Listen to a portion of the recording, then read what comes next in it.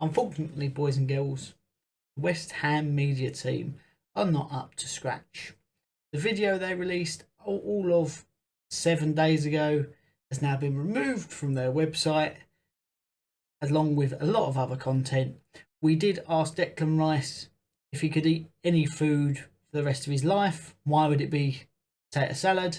And he did give us an answer, but we can't bring that to you.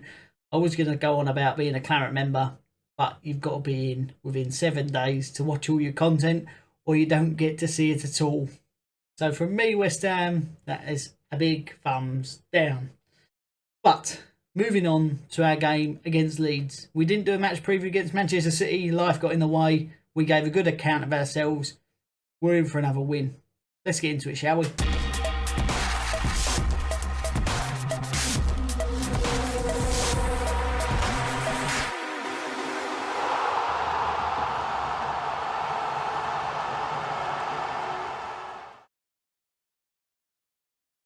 Before we get into the team selection, there is a little bit of team news. I don't know why I've got headphones on. I don't need them. I'm not listening to anything.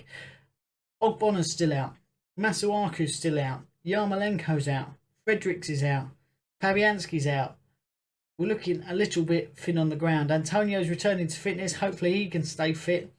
This is make or break these next 4 games. I said this in the podcast, that over the next 5 games is a make or break for our season. We've got Leeds, then Manchester United, Arsenal, and then someone else. I don't know. But we need to start winning games again. We gave a good account of ourselves against the best informed team in the world currently.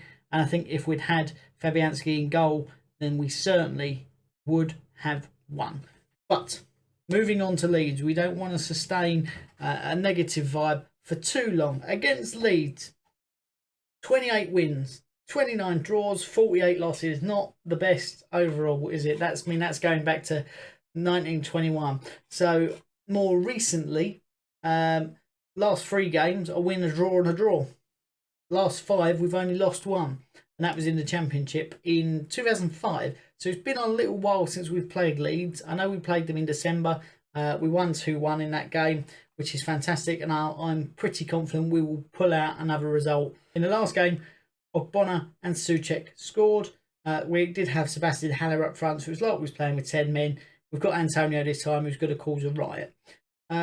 Leeds do like a very open style of football. They can destroy teams on their day, but we've not seen that very often this year, and we are in the best form that I've ever seen a West Ham team in. So, without further ado or any further delays, let's get into our team selection. We are at home. Against Manchester City, we did have a smaller bench, and I think we will have again this time, just through injuries in the squad. So on the bench, Pablo Fornals. He did start against Manchester City. He did do really, really well. But there are other players I would like to see in the starting lineup. Mippo on the bench, along with Trott. We need a backup keeper. In fairness, if it was me, I would put Trott in instead of Randolph. We might as well reveal him now, mightn't we?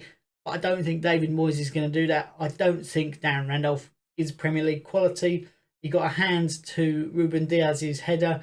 Should have been stronger. Should have pushed it at least onto the bar, if not over the bar. And again, for John Stones, I just think it was sloppy goalkeeping.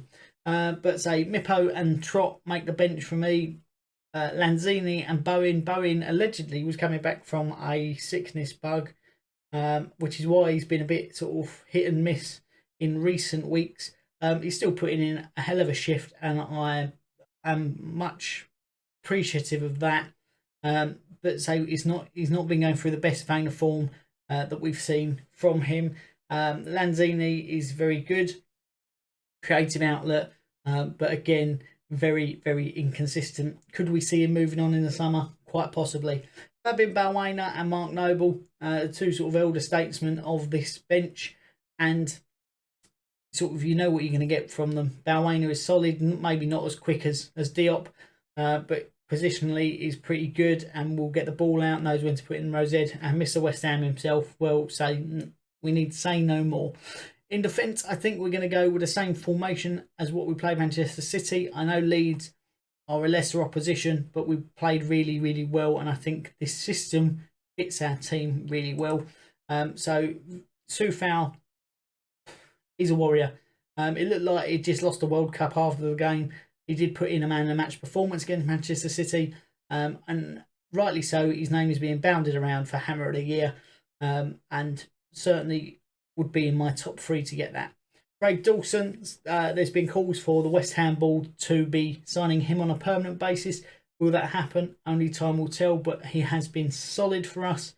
Long may that continue. Issa Diop has worked his way back into the squad, maybe through a little bit of fortune through some injuries in the squad, but has again excelled when we've needed him.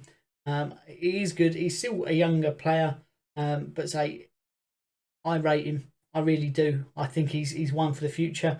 Certainly in the next 5 years, we can see him really make a mark on our defence. Aaron Cresswell, he's been around for donkey's years, isn't he now? He's a set-piece specialist. Playing that left centre-back does suit him a bit more, I think. Now he's getting a little bit on in age and his legs are maybe not as quick as they used to be. And Ben Johnson, another youngster who is just fantastic. Can play on the right wing back, can play left wing back, left back, right back. Versatile and consistent for such a young player. He's got a very, very good head on his shoulders. He is the cousin of Ledley King. I know we don't really want to talk about Tottenham players, but Ledley King being one of those defenders that was amazing, just hampered by injuries. So if he's got any, we know he's got the talent to match Ledley King. If he can stay fit, he's certainly one for the future, not only for West Ham, but for England. Now in midfield, Jesse Lingard. How are we not going to sign this geezer? He has been absolute mustard since he signed for us. Said Benrahma, I'd like to see him start against Leeds. I think there's going to be a few more open spaces. We need to get him on the score sheet, or at least a couple of assists, get the confidence going. And I'd like to see him play. He's not played recently. He's not started recently. He came on from Antonio in the last game. But I'd like to see him start this one. Thomas Souček and Declan Rice, they're the first 2 names on his team sheet. Immovable in this squad. Souček is just a monster. He's covered the most ground out of every player in the Premier League. And also, I think he's tied first for aerial duels. So how do you drop him? Declan Rice is now our captain. And interceptions, passes. He's got it all, isn't he? He's been going on a few runs recently. I think maybe he needs to pass the ball off a little bit earlier sometimes. But going forward is a new thing for him. We've just seen his impeccable defensive work this season and since he's been in the squad. So that ability to go forward and know when to try and knock it past your player or when to pass it off is something that he will pick up. And I think he'll pick it up very quickly because he is world class. Last but certainly not least, Mikel Antonio up top. Absolute monster. He's just brilliant, isn't he? He's just brilliant. I don't need to say anything more about him. He's just brilliant. And I expect him to score a few goals. I do think we're going to concede because of the goalkeeper. But I do think we're going to go on a bit of a tear. My prediction for this match is 5-2 for West Ham. Let me know what you think the scoreline is going to be. Whether you think I'm absolutely crazy at going at 5-2 or whether you think we're going to get a fair few goals in this one. Until then, I've been Ian. Make sure you're subscribed. We'll see you soon. Peace.